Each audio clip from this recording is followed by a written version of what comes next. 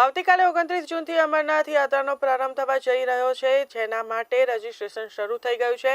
પવિત્ર અમરનાથ યાત્રાના દર વર્ષે લાખો શ્રદ્ધાળુઓ દર્શન કરવા જાય છે, તો બાબાના દર્શન માટે ગુજરાતમાંથી પણ હજારો શ્રદ્ધાળુઓ આગામી દિવસોમાં અમરનાથ પહોંચશે। તો અમરનાથ યાત્રા માટે પ્રથમ જથ્થો રવાના થઈ ગયો છે।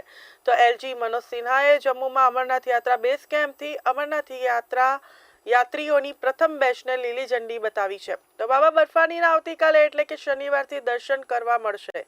દરેક જગ્યાએ કડક સુરક્ષા વ્યવસ્થા ગોઠવવામાં આવી છે। તો પહેલગામ અને બાલાટાલથી દરરોજ 15,000 તીર્થયાત્રીઓને ગુફા પર જવાની મંજૂરી આપવામાં આવશે। મુસાફરોને કોઈ પણ પ્રકારની સમસ્યાનો સામનો ન કરવો પડે તેનું પણ ખાસ ધ્યાન રાખવામાં આવી રહ્યું છે। તો મુસાફરો માટે ખાણીપીણીથી લઈને અન્ય તમામ સુવિધાઓનું ધ્યાન રાખવામાં આવી રહ્યું છે।